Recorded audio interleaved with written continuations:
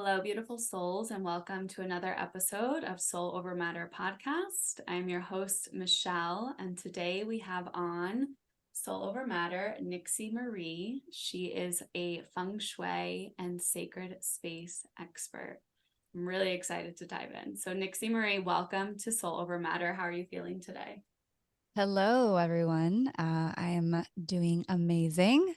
It's Friday while we're recording this. I always love Fridays, just like a good energy. Feel good Fridays. So happy to be here. Yay, I'm happy you're here as well. I love Fridays too. That Venetian energy on Fridays. I love to record on Fridays.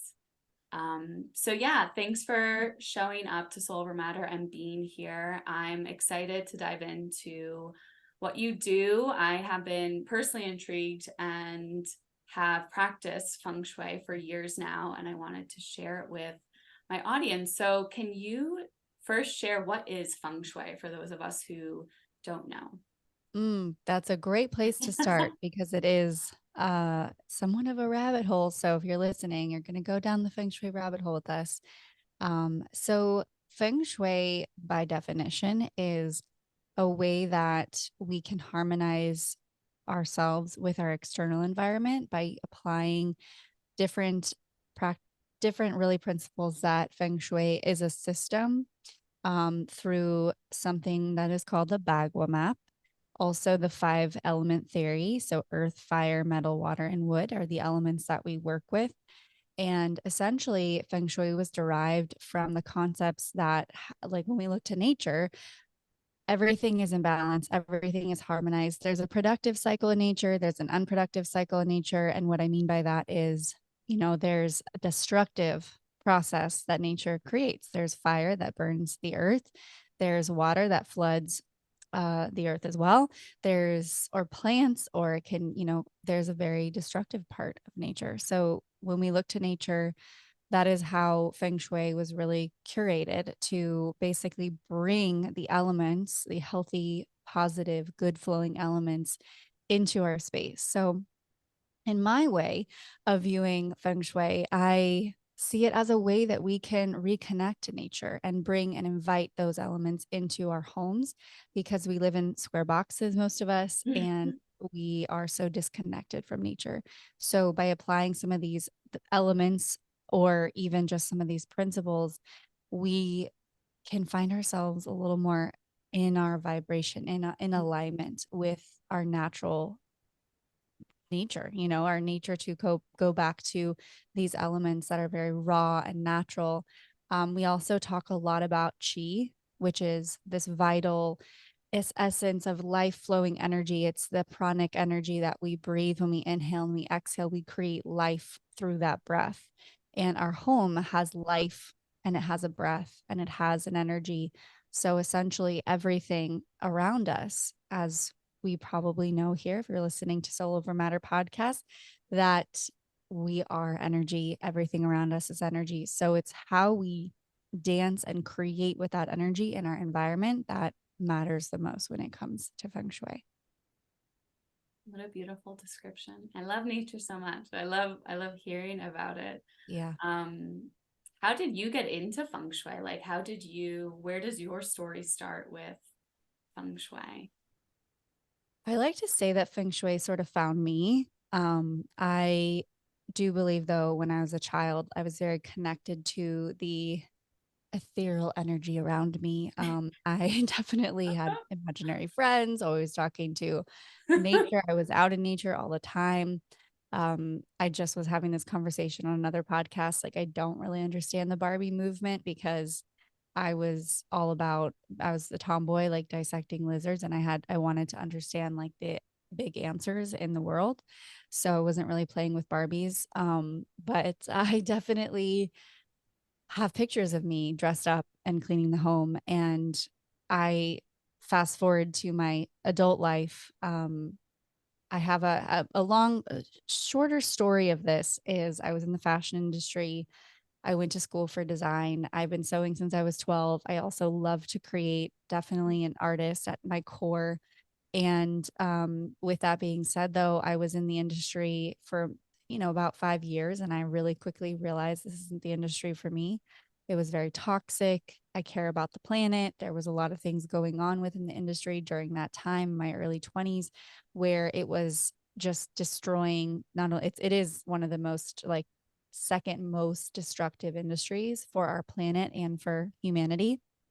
So I really had a hard time with that.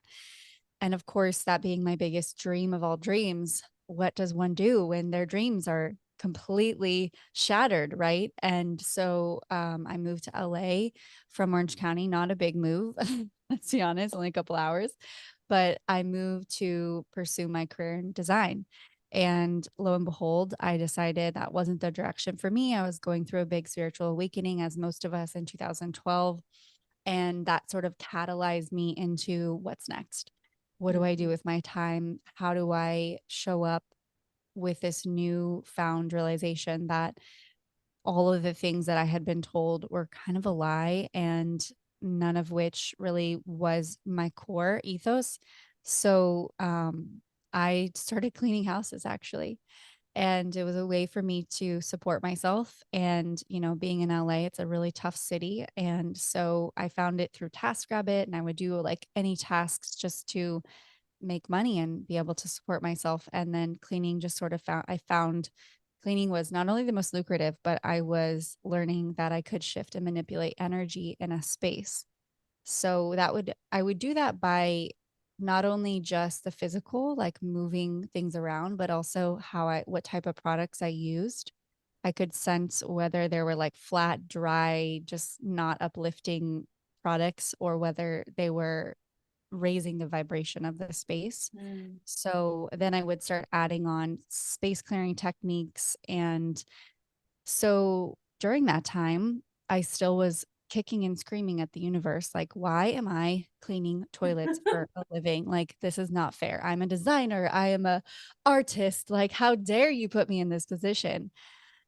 And it was, and to this day, the most humbling experience that I've ever had. I met some of the most amazing people as my clients that reminded me really that the work I was doing was sacred, that the work I Mm. was doing was like the work of the goddess. And then, of course, I got deeper into it and started seeing the symbolism between the broomstick and my path as a witch. And all of it was sort of coming together, but I still was not, happy, quote unquote, with what I was pursuing. So the more I would surrender, the more I would receive from like my guides. And I like to say I work with the fairy realms, probably not as much anymore.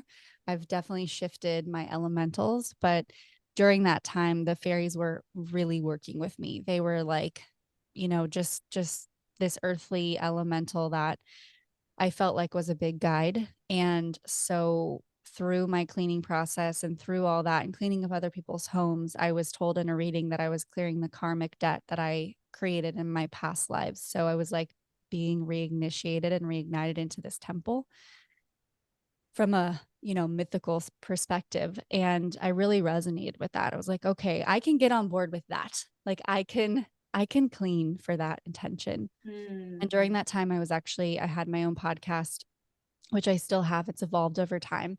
But with that podcast, I had a guest on, and she was a Feng Shui practitioner, and she's been doing Feng Shui and studying Feng Shui for, 20 plus years from that point. And it really just sort of clicked. Like everything started to make sense. Like, oh, there's a thing that's what I've been doing. There's a thing that exists with what I've been doing. So I immediately knew like she's going to be my mentor. She's going to be my master teacher. I signed up for her certification course to do the master certification in Feng Shui. And that sort of is like the rest is history. And through that time, though, I did end up creating a big company with my cleaning business. I started hiring employees. I started training them on how to feng shui cleaning. And then, of course, 6 years later, COVID hits. My life completely changes. My business gets hit. And that was when I started to really lean into the feng shui element of it. And I let go of that business, which I still miss to this day. Mm. But now it's just sort of an evolving, you know, iteration of me finding this way to serve in a way that can make a bigger impact because there's only so many homes I can clean or Yeah. my team can clean. And so I just sort of stumbled across this through that, through following the breadcrumbs of my life. Mm, Yeah. beautiful. I love hearing stories like that. It's the surrender, like you said, like the more I surrendered, the more I received. And I think as humans, we forget that, right? It's like just surrender. Because in the moment, you're just like, what the heck, universe? Why am Mhm. I cleaning toilets here? That's amazing. You just followed the intuitive breadcrumbs. What what are some, like, say someone's like brand new to feng shui, what would you say some easy techniques would be for someone that's like has never heard of feng shui before? Like what can they do in their home, like right now as they're listening after this podcast, to start tuning into that energy and tuning into that method? Yeah, I think so. The first thing I always like to inspire others to do is to start to tune into the energy of your home. And a lot of us probably are listening intuitives here. So, and if you're not, that's okay. You can still do this exercise. But the first thing you want to do is go around your space and go into every single room and start to notice what thoughts come up. How does your body feel? Are you open? Do you feel joyful? Are you alive? Or are you starting to close off? Do you feel disempowered? Or do you see and start to feel or listen to your mind and our negative thoughts coming up? Because what that will start to show you is how your external environment is being made up by your internal reality. So the thoughts that we have, the words that we speak, the energy that we put out, that vibration that we create, this environment around us is an extension of that. And what happens is we start to like have these thoughts and they get piled up, and then our space, our home starts to hold them for us. Mm. So it becomes this energetic debris, I guess we'll call it, like psychic debris, that is made up of your space. And that usually the space that has the most psychic debris and and feels not the most enlightening or empowering or supportive is where you want to start.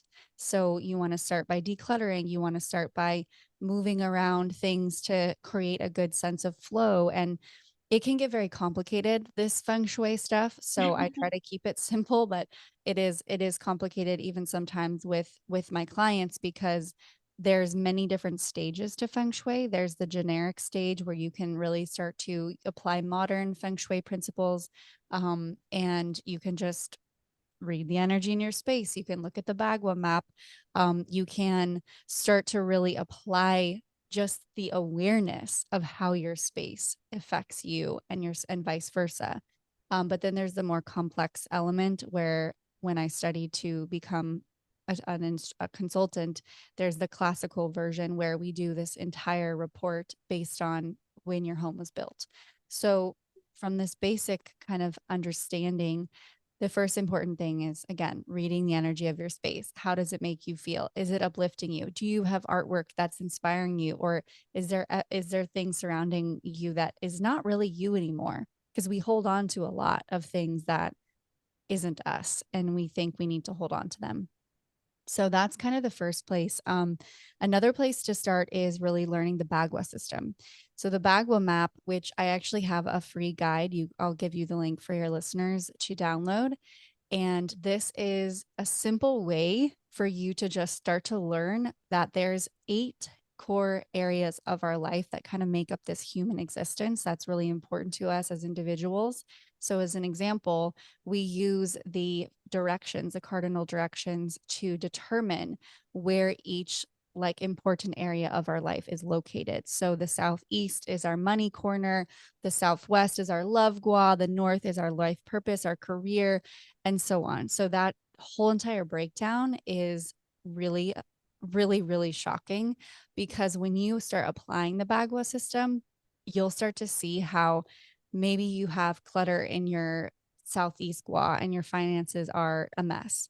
Mm. Maybe your love life is not exactly the deep, enriching, intimate relationship that you want, or maybe you have a terrible relationship with your personal love with yourself, then what's going on in that Southwest Gua? And this is how we start to remedy or cure in what we define in Feng Shui, or enhance if there's already good energy there.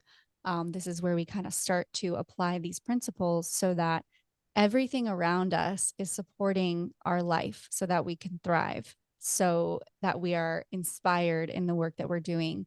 Um, and when it comes to this Bagua system, it can be applied.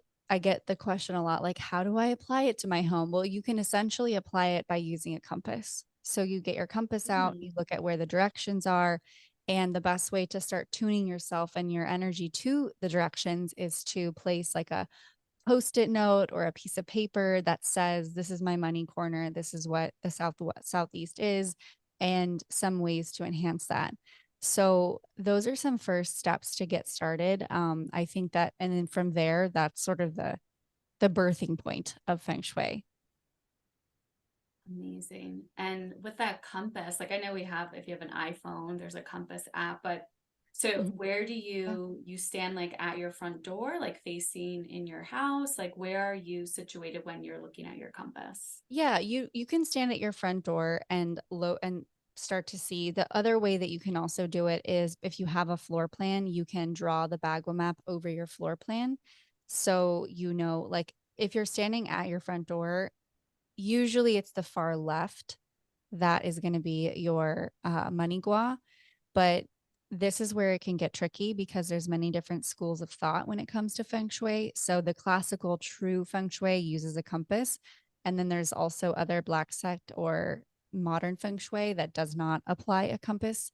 I believe that we should work with the compasses because that allows us to connect to the actual Earth's energetic meridian forces. So we can tune into that, as because essentially feng shui came from geomancy, which is how we read the magnetic pull on the earth. And, we see this through how the ancient pyramids were built. We see this in how they used to, in modern times or in ancient times, not modern, we definitely don't do it now. We create these temples and they're aligned with the solstices, they're aligned with this palpable energy of the force of the earth. So we don't necessarily do that. We don't build homes or buildings to align with the solstices or to align with where the sun is setting and sun is rising. So we do our best to remedy, like, let's say, for example, a front door should technically be on the yang rising of the sun side. Mm, And then the behind the home should be located where the sun sets so that the moon and you're getting sort of that yin energy. And that's how we balance the energies. But we don't often see that through buildings, through homes. So we create a remedy that allows to enhance those energies. So it's again, it can get complicated, but when we're looking to find that compass direction, we do want to really start at that front door. there's some tips you can have for people to help that chi energy move through their front door. Yeah, that's a great point. The front door is considered to be the mouth of our chi. So it Mm, is where the chi comes into our space. Now, one thing we want to really make sure is that the front door is actually the facing side of our home. It's not always going to be this way. In fact, with apartments or condos, it's actually the opposite because what we're looking for is where the most active energy or the most young energy is located. And with condos and apartments, usually there's like when you walk in, you're going through a hallway with a bunch of other doors. So it's more shaded, it's on the more yin side. And when you come into the building, there's usually a side that has like all the open windows. So that open window side is going to be the active energy, and that's going to be the facing. So I like to make sure that you understand that first, because this is, you can still activate your front door when you live in a condo and an apartment, but that's not where all of your energy essentially is going to be coming in. So with a home where it's different, where the front door is very clearly the facing side of the space, we want to really just focus on guiding the chi into the home. So mm, I'll give an example of a home, because this is where we're going to make sure that the chi is really like stopping. One of the examples I love to give is when I'm driving down a uh street and I see a red door, a blue door, like it's like I almost want to stop and look at this house because there's a door that's not of the same color. And this is why painting a front door is really common when we do feng shui a home, because it's actually grabbing the attention from the busy street or from people walking by. So what it does with chi, which is just energy like us in motion, it stops that and says, "Hey, pay attention, come on in." So that's something that is really, if you own a home, if you can paint a door, there's different intentions behind which colors that we can utilize. In a feng shui consultation, we can actually determine the element of your home and what is best suitable in terms of color for your space. But beyond that, if you don't have the ability to paint your door, which not all of us do have that, things like placing a welcome mat to welcome the chi, a wind chime to activate those young energies, to make sure that the space has good lighting, it's welcoming, it has, plants if you want to invite more life energy in. Um, Also, one thing that I love to put in the front doorway is a crystal reflection, like a crystal ball that hangs from the ceiling. So that is said to direct the chi. It also creates beautiful rainbows if you get the right light coming in. And especially if you have a house with stairs that either go up or down as soon as you walk in, this is actually said to help create the motion of chi so that it's not just stopping at the stairs and not knowing where to go. Usually with stairs, it's very hard because we want to guide the chi to where we want it to go. So, I mean, there's a lot of really great feng shui like front door tips, but the main thing that you want to focus on is it inviting? Does it feel Mhm. welcoming? Does it feel like you? Is it an extension of you? And to make sure that the doorknobs work, it's not hard to get in there. You don't have any loose, screws or anything like that. In feng shui, we look at everything that has like a meaning, and doors and handles. Doors symbolize the opportunities that we have in our life, and handles of doors is like the grip that we have on life. So if you have loose Mm.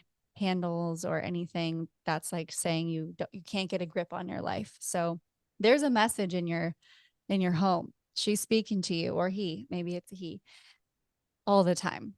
And Yeah, when we tune in to listen, that's when there's magic there. There's medicine there. There's something that is screaming at us. Like it's if it's a leaky sink or a faucet that's constantly dripping that's really irritating us. Money is connected to water. So all of these elements that are in our space, there's something connected to it in our personal life. beautiful. I'm Yeah, my listeners know I'm very intentional. Everything matters. Everything means something. And I love, because I'm in a home now, and yeah, the stairs literally just are Mm. right next to the door. So I have those crystal rainbow balls. I get to put one at my front doorstep. But yeah, that's so water's connected to money. What else? What are some like what about like cracks in the wall, or I don't know, I'm like trying to think of home things that pop up. Well, let's see. Let's do an example for you. So in your space currently, is there anything that's like broken or not working that's really speaking to you loudly? No, I actually just moved, so I've Okay. been traveling.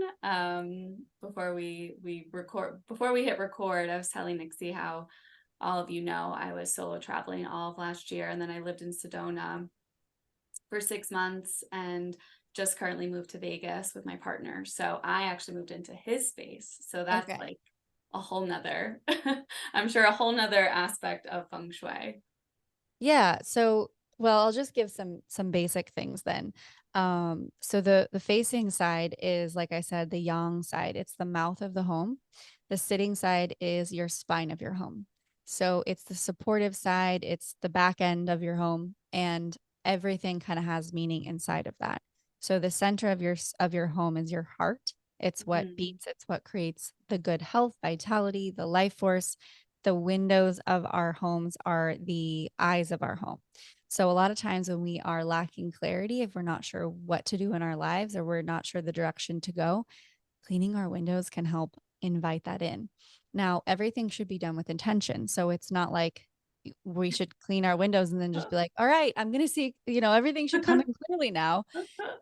It's sort of like a ritual. It's a ceremony. It's looking at these mundane things as a way to utilize with intention. So Mm, if there's a specific thing you're questioning in life, like should I move or should I take this big leap into a new career, then have a moment with your windows, like take them all apart, get deep with them, and really, as you're cleaning them, create a magic spell and ask for the windows to provide you with the clarity that you need. So that's some ways that I like to work with my home and like being intentional. And I only really listen to the things that are loud. So I'm a big believer in Feng Shui. Like nothing is going to be perfect. Our homes are never going to be these perfect examples of the perfect temple. Even a temple has cracks in the ceiling.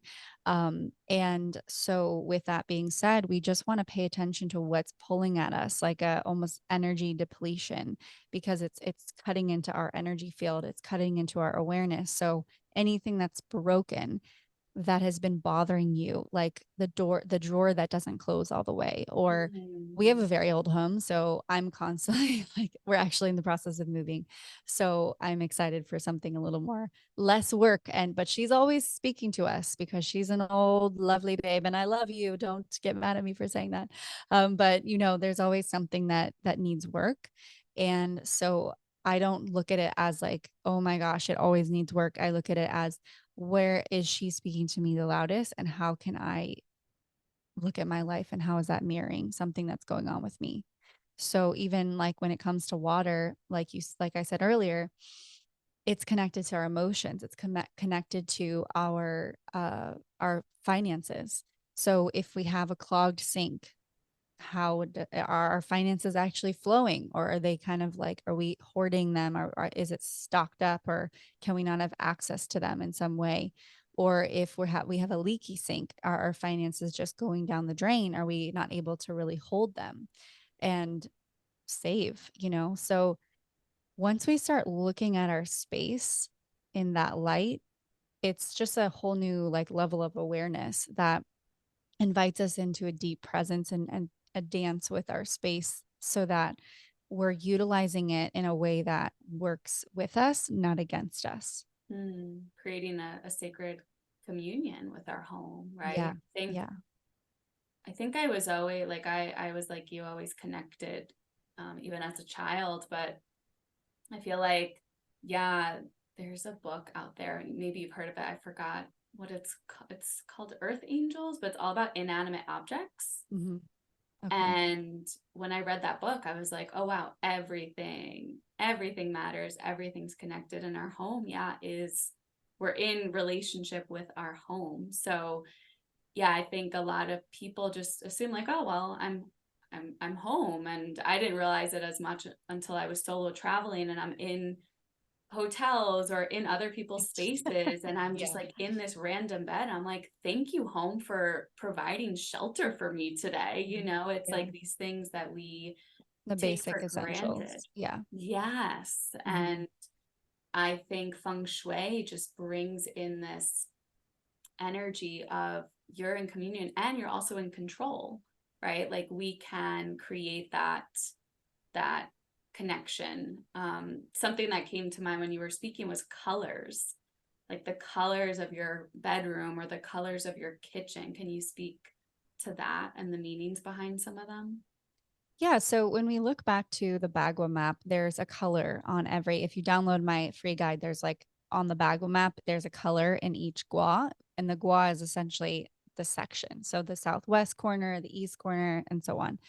And the reason why there's a color there is because it's connected to an element, and each element embodies a specific color. Like fire is red, orange, purple, water is blue, black, surprisingly, because it's a neutral color. And also, with wood, it'd be browns, beige, green. So this is all just kind of measuring the vibration of the element. And when we're designing things based on color, I love color. I went to design school and art school, so I just like for me, I really, really appreciate what color can do. And and I live in Mexico part-time, and they're filled with color there. You Yes. know, they do not fall, they don't go beige. Like it's a very colorful culture in all ways. And so when it comes to color, we want to be utilizing color to make us feel something. A lot of times with like designers and art and interior designers, they know the power of color. That's why they choose certain colors in certain spaces, right? So with Feng Shui, what we're doing is we're connecting color to an element, we're connecting it to a feeling, and we're focusing on how we can design a space so that it's used best for the space that we're using it for. For example, our bedroom, not a place where we want to go painting it red. You know, the fire element is very activating and very yang quality. So that is going to probably create some disturbances in our sleep patterns if we have too Mm, much fire element in there. A little bit is good because we want some passion, we want some intimacy, we want that romance. So we want some fire, just not a lot. You know, with fire element, we actually always want to be very very specific on how we do invite that element in, whether it's like candles, a splash of color through a mm, pillow, but nothing big and bold. Like painting a wall red is challenging because it's the only good space that's for is like an office space because that's going to create high energy. But the downside of that is it could create burnout. So with color, that's how we start to play with the intention behind why we're using this color. Again, going back to water element, that's blues and black. So those are good for a living space, some space that's like a meditation room, some space for us to kind of come and be calm and not be overworked or stressed out. So it's really like using color is more connected to the intention behind the space in which we're using it for in the home. mm. Amazing. I've heard before that our kitchen sink is really, it's like the heart of the home. Is that accurate? The stove actually is the heart of the home. Stove. The Okay. stove. Yeah, because it's like it's fire element. It is the and it could some usually they should be kind of in the center of a space, but that's somewhat rare because we don't again design spaces, but I find more often than not that it's a kitchen tends to be closer to the center of a home since we circle if you ever go to a party, you know, or go over someone's house, everybody sort of starts to Yes. get inside the kitchen. It's like the The space food where and the drinks. yeah, we want the basic needs. So that is Mhm. where we say the stove is the heart of the home. It's where we cook, it's where we create community, it's where we create family, we serve, you know, we create our health, our vitality. That's where all the magic happens. So that is very very much to be true in that sense. Yeah, there's something I've heard too. It's like doing your dishes at the end of every day. Like, don't let your dishes pile up. Like, there's just these little, maybe you have some more like everyday tips that you do personally that help kind of allow the chi to flow in your home. Yeah, I always like to say with my podcast, it's called High Vibe Home because you know, there's certain things that are going to raise the frequency of our space, and there's certain things that are going to kind of keep us in that low vibrational state. When we look at the emotional scale, we see fear at the bottom of that scale, creating a very low frequency. When we're afraid, when we're in fear, we naturally start to create that kind of environment around us. So we'll have signs of like heavy clutter and a space that just feels very overwhelming. Maybe it's sort of not inviting. It feels really negative because we're negative inside.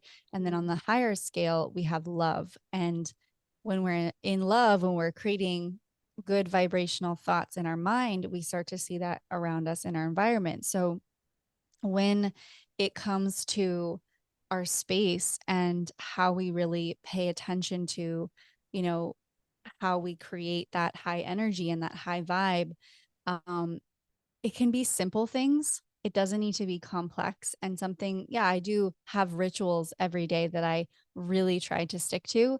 But I also, you know, give myself permission every now and then when my husband and I have had a long day and we cook and we're like, okay, let's just crash on the couch and watch our favorite show and like we'll do the dishes in the morning. That's, that's okay too. But the goal is always to have no dishes in the sink for sure.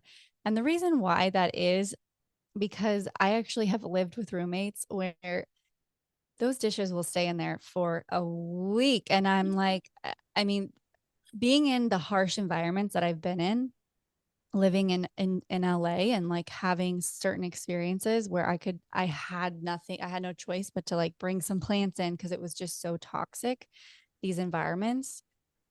Those are the ones that taught me the most because I Mhm. realized, or even cleaning homes, like going into spaces that I mean, things I've seen, you would be shocked. It is really sad to see how some people live, but it's a mirror for what's going on inside, right? So there's a lot of compassion there. There's a lot of love there. There's a lot of like, let me try not to judge this person, Mhm. but it's really just having like sympathy for what everyone's going through. So if you're going through something, I do want to say you have, struggle with anxiety, depression, job loss, something big in life, like just go to the basic things because it's hard to just get up and think about having to have every drawer completely organized. The better thing to do instead is to just make your bed. A simple thing that you can do. You can get up and make your bed every day. That is something I know you can do, right? It's a simple task and it will literally make you feel better. Every time you walk by that room and you see that bed is made, it's going to raise your energy because you accomplished the basic thing today. Mhm. One thing. And that's why it's like studies show it's so important to make your bed every day because it's a simple thing that you start with, and how we start our day shows us how we're going to start the rest of our day. From there, we get into daily rituals, daily chores, daily things that really keep up the vibe in our space. Having a morning, I always love to sweep my floors in my living room with my really witchy broom. And it's just sort of a way for me to cleanse the energy from the prior day. And it's when I was studying a lot of the way in which I could clean and clean spaces with my cleaning business. Um, I found that sweeping is actually used by monks and spiritual like leaders for histories of time because the sweeping process is said to cleanse away and purify older energies. And when you're in other countries like Mexico or Thailand, all of them wash their streets in the morning. Like for their businesses, they sweep the street, they're washing it Mhm. with, I mean, bleach, which is not great either. But they have this ritual of cleaning the floor, and the floor is the seat, is the feet of our home. It's the ground that we walk on.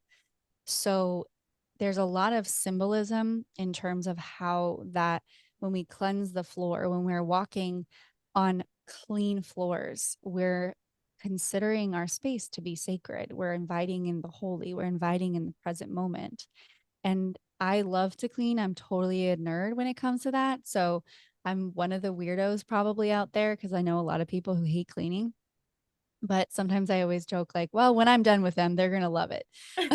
So I think that there's magic to it. And when we set intentions, like with my morning practice, adding that to my morning, just sweeping for 5 minutes and getting rid of all the old energy from the day and sort of using that to set my intentions for the day, Mm. that has become more impactful for me than sitting down to meditate. So it's just my meditation, it's my ritual. And I love lighting incense, setting the day up in my home, playing music, mantras, something that really raises the vibes in my space and also within me. So those are just sort of like the morning things. And then when it comes to the day to day, putting things back where they belong, closing out the day, putting your things back to the home that you have created Mhm. within each of those items. And these are just basic things, it's stuff that but it's actually stuff we really struggle with doing in the day to day because we're so busy. There's a million things going on, whether you have kids, a family, a husband, a partner, there's a lot of things that are constantly pulling at our attention. Pets. So Yeah. yeah, pets, and they can get real messy. I have two cats, so I totally can relate to that one. But having a system in place and just kind of inviting it in as a ritual. The one thing I hear the most is like, "Oh, I don't have time for that," and that very well may be true that you might not have the time, but if you just started doing it for a couple minutes a day as you close out your day, what that says to yourself, the universe, your home, is that you're making it a priority, and it actually will start to shift how you feel about yourself and Mm, what you get done on a day-to-day basis.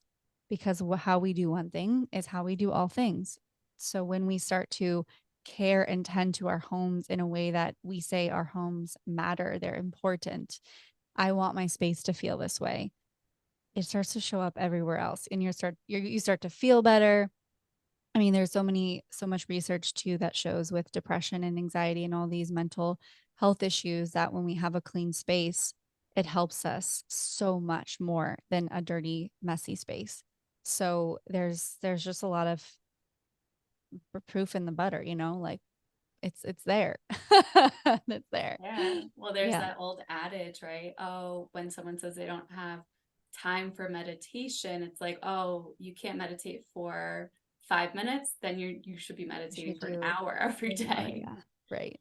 I feel like, yeah, it's so simple, right? There's such basic practices, but they're our home, right? It's like where we live, it's where we spend so much of our time. And I think before we start recording, we were kind of talking about that inner feng shui, like when we're traveling, when we're not in our own spaces and we don't necessarily have that control over what things are, where things are. What can you say for people that are, yeah, traveling or on vacation? Yeah, I think this is a couple parts to this. There's the traveling, being on the move, and then there's also I get a lot of questions around being in a rental Mm, property and not knowing if you can make certain changes or paint a wall or do these things. So both of them they really come together hand in hand. And when it comes to traveling, I always like to take a piece of home with me. So what makes me feel like home? It's probably my crystals, my tarot cards, and an incense or a candle. I do actually travel with candles. It's really a nice thing. Can't always light them in hotels or incense, so you got to be mindful with that. But travel candles, ones that are actually like lights, they're just battery operated. Those are kind of nice too. But you really want to think about what makes you feel like you're at home. You could even travel with pictures of your loved ones, something that is going to bring you home to yourself, and that's where usually I start. And first thing I do when I get into a space, I'm also the one that moves the furniture around in every Airbnb because whether I'm podcasting, whether I have a client meeting, like I have to be in the best position for myself. So it's like don't be afraid to even if you're somewhere for a couple days or a week, don't be afraid to make it home to you. Move the furniture around, go buy yourself flowers while you're there.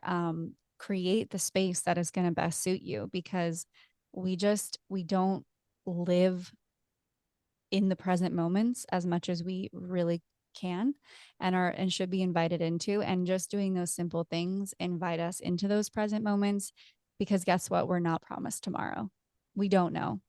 None of us are guaranteed tomorrow. So by traveling, if we are, and bringing in those small things that are going to make us feel good today, then it allows us to just be right here right now and be with our breath, be with those flowers we bring in, be with those crystals sitting on the nightstand, and to not live a life that's so on the go or out of body because we're on the go, we're traveling, and I think that another thing to add on to that, if you are renting, the same goes for that. Like hang the artwork on the wall, move in. I've worked with mm, clients who've literally said, I'm going to move in a month. So I don't know if I should hang a piece of painting or whatever.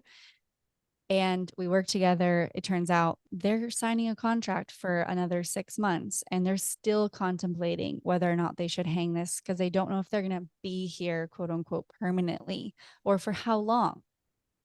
None of us know how long we're going to be anywhere. Okay. Like we literally don't know what's happening tomorrow. We think we know, we want to know, we have a desire to know, but the truth is we don't. So just be with your space, create home, Mm. buy the nice linens. It's money, it's going to go, it's going to come back. Spend money in the ways that it should be spent in your space. You know, I really believe too that we can we should invest in ourselves in certain areas like our bed, the place we spend the most time, the things that we are in the most, the spaces we're in the most, you know, a couch, invest some money into that. Spend money on yourself. It really does impact your self-worth and how you value yourself when you put things in your home that make you feel worthy of that, you know. And that was really my story and my experience when I started utilizing feng shui was okay, this is really powerful. Like I am treating my space sort of mediocre. Like I'm not looking at it in terms of how I can bring in a higher vibrational energy because my worth is down here. As an example, the chair I'm sitting in was a couple $100 and I would never in a million years, like in my old self, spend $400 on a chair. You know, it was just a lot of money for me to think about spending for something. But I finally realized like I have low back problems when I sit in a chair, and this is due to me cleaning homes. But when I sit in a chair, I have to be able to sit like crisscross applesauce in a meditation space. It's just what my back really loves. So I just finally found the chair for me. And I'm like, it's called the executive chair. I'm going to buy it because at that time I was running my business and it felt really good to have that energy. And to this day, this chair and I, like, we have been through so much. Oh. And, you know, and I'm moving, and it's the one thing that I'm really having a hard time with parting because she's been my backbone and I, you know, been the Mm. support that has helped me build businesses and be supportive. So spend that extra money, even if you maybe don't necessarily, you normally wouldn't. And I'm not saying go, you know, lavish and have every single item in your home. Like my desk is actually covered in paint because it was an old desk that I used to paint on, but I love that it sparks creativity for me. So it's like spend the money where you need to, but also don't, like, you can go and get antiques and things that are going to, you know, bring inspiration and your own personality into it. But it's just focus on the things that are going to bring you that uplift and that magic. So Beautiful. So you can't take your chair with you? I don't think so. We're gonna be living on our boat for some time. So Oh, it will be on my boat. amazing. Yeah. Wow, feng shui on a boat.